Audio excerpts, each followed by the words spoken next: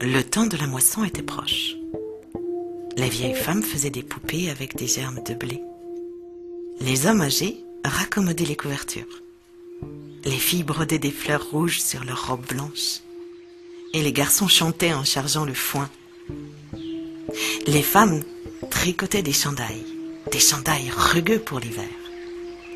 Les hommes aidaient à ramasser, couper, cueillir les fruits que donnaient les champs. Le vent commençait tout juste à desserrer le lien de la feuille et de l'arbre. Chaque jour un peu plus, un tout petit peu plus. Et en bas, là-bas, tout là-bas, au bord de la rivière, une mère-canne couvait ses œufs. Tout se passait selon l'ordre des choses pour cette mère-canne. À la fin, ses œufs se mirent à trembler, un par un, jusqu'à ce que les coquilles se craquellent et que ses canetons sortent en titubant. Mais il resta un œuf, un très gros œuf, qui lui demeurait immobile, comme une pierre. Une vieille canne s'approcha et la mère canne lui montra fièrement ses petits. « N'est-ce pas qu'ils sont mignons ?» demanda-t-elle avec orgueil. Mais la vieille canne remarqua l'œuf qui n'avait pas éclos. Elle tenta de dissuader la mère canne de le couver plus longtemps. « Mais c'est un œuf de dinde !»« Pas du tout le genre d'œuf qu'elle faut. On ne peut pas mettre à l'eau une dinde, vous savez.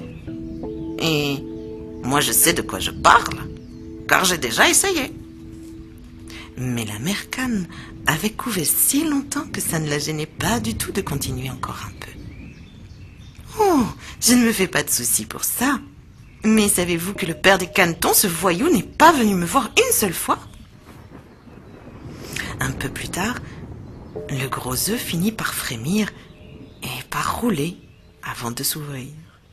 Un être gauche de grande taille en sortit. Sous sa peau, on voyait courir ses veines rouges et bleues. Ses pieds étaient mauves et ses yeux d'un rose transparent. La mère canne tendit le cou pour le dévisager. Et elle ne put s'empêcher de le trouver laid.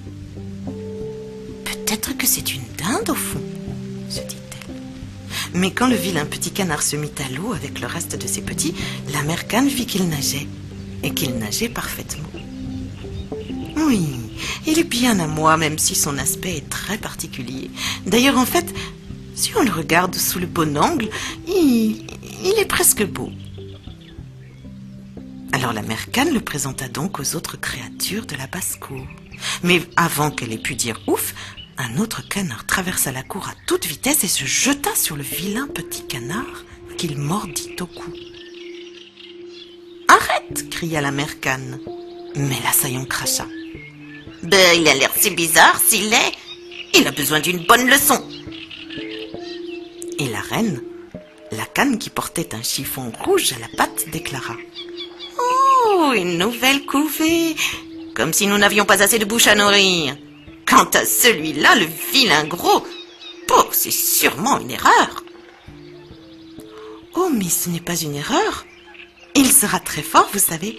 C'est juste qu'il est resté un peu trop longtemps dans l'œuf et qu'il a gardé une forme un peu bizarre, mais ça va s'arranger.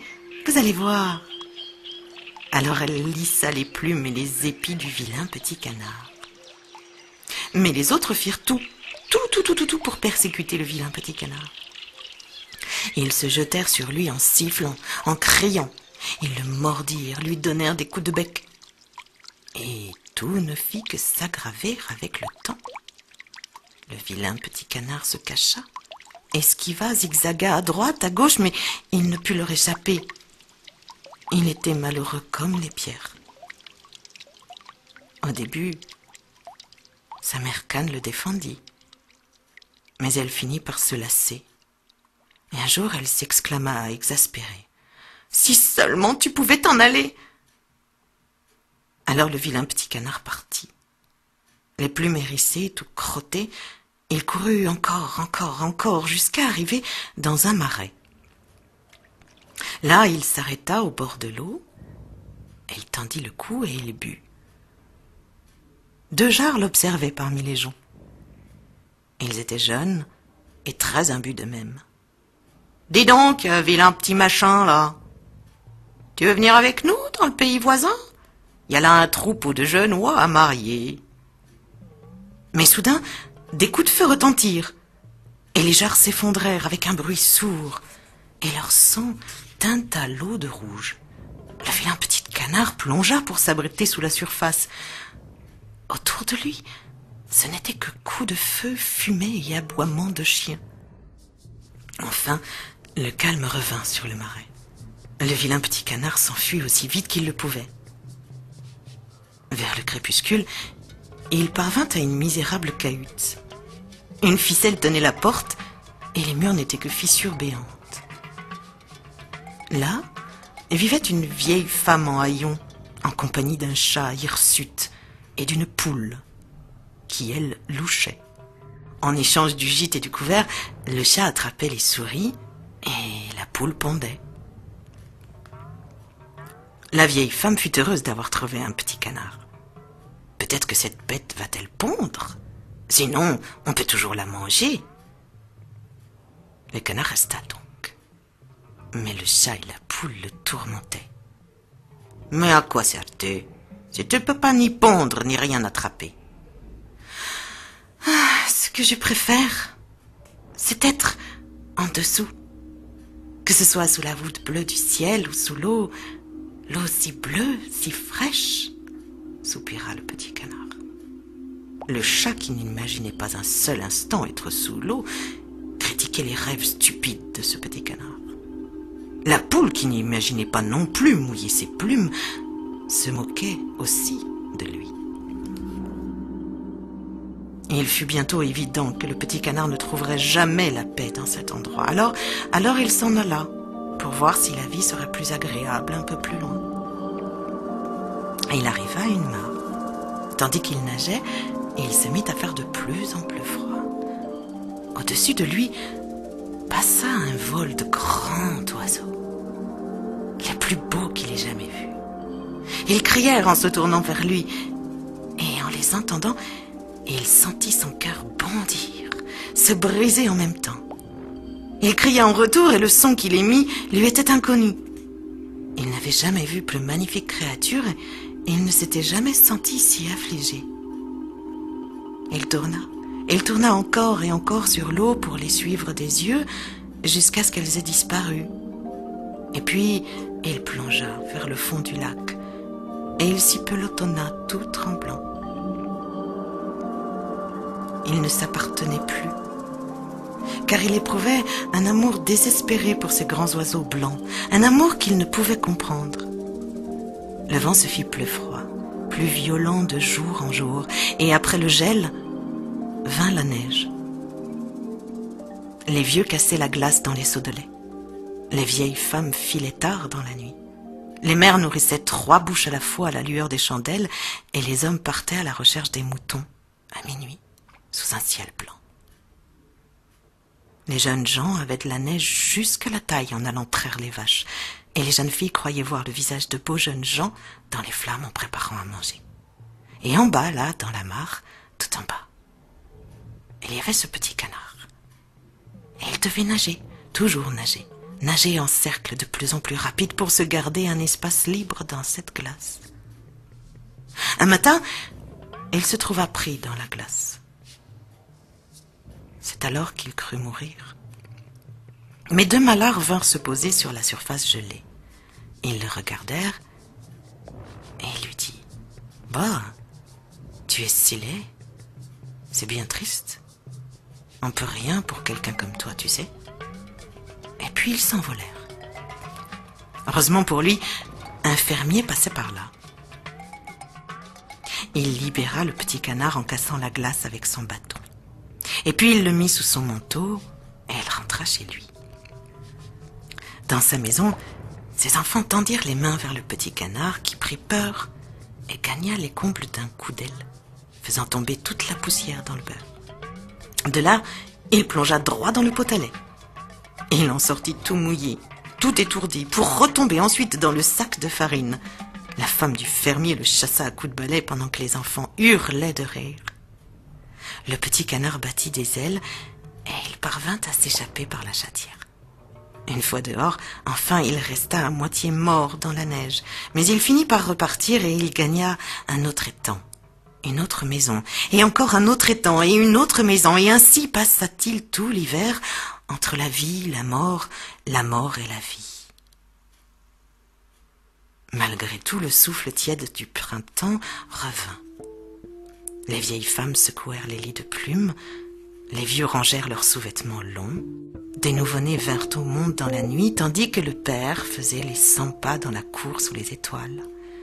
Dans la journée, les jeunes filles se mettaient des jonquilles dans les cheveux et les jeunes gens étudiaient les chevilles des jeunes filles.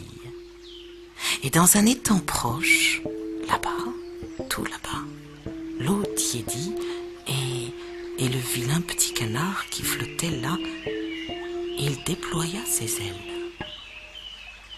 Oh, qu'elles étaient grandes et puissantes, ces ailes. Elles le soulevèrent et l'emportèrent très haut, très haut, très haut au-dessus de la terre. Et de là-haut, il pouvait voir les vergers en robes blanches, les fermiers qui labouraient, les petits de tous les animaux de la nature qui éclosaient, culbutaient, bourdonnaient, nageaient, et sur l'étang glissaient 3 cygnes. Ces mêmes créatures magnifiques qu'il avait vues l'automne précédent, lui laissant une douleur au cœur. Vous vous en souvenez? Quelque chose le poussait vers eux. Et s'ils font mine de m'accueillir, et puis s'envolent en riant au moment où je vais les rejoindre? Mais il descendit d'un vol glissant, et il se posa sur l'étang, le cœur battant. Dès qu'ils le virent, les cygnes nagèrent à sa rencontre. « Oh, cette fois c'est la fin, pensa le petit canard. Mais si je dois mourir, que ce soit sous les coups de ces magnifiques créatures plutôt que du fait de ces chasseurs. » Et puis il courba la tête dans l'attente des coups.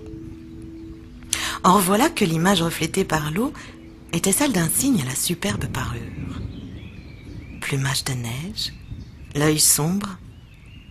Au début, le vilain petit canard ne se reconnut pas. Il ressemblait aux magnifiques étrangers, ceux qu'il avait admirés de loin. Et il se révéla qu'il était bel et bien l'un des leurs. Son œuf avait roulé accidentellement au milieu d'une famille de canards. Il était un cygne majestueux, et pour la première fois de sa vie, les siens l'approchaient, le touchaient gentiment, affectueusement, du bout de leurs ailes. Ils lissaient ses plumes avec leur bec et nageaient autour de lui en signe de bienvenue. Les enfants qui venaient donner du pain aux cygnes s'exclamèrent « Oh, il y en a un nouveau !» Et comme tous les enfants du monde, ils allèrent le raconter partout. Et les vieilles femmes vinrent au bord de l'eau, dénouèrent leurs longues tresses d'argent. Les jeunes gens mirent leurs mains en coupe, prirent un peu d'eau d'un verre profond et en aspergèrent les jeunes filles, qui rougirent comme des pétales.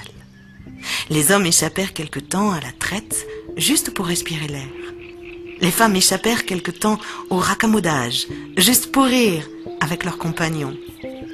Et puis les vieux, eux, ils racontèrent des histoires sur la guerre qui est trop longue, la vie qui est trop courte. Et un par un, parce que la vie passe, et le temps, et la passion aussi. Tous s'en allèrent en dansant. Les jeunes gens, les jeunes femmes, tous s'en allèrent en dansant. Et les anciens, les époux, les épouses, tous s'en allèrent en dansant. Les enfants et les cygnes s'en allèrent tous en dansant, en nous laissant, nous et le printemps. Et en bas, là-bas, près de la rivière, une autre canne commence à couver ses œufs. Mon histoire est finie.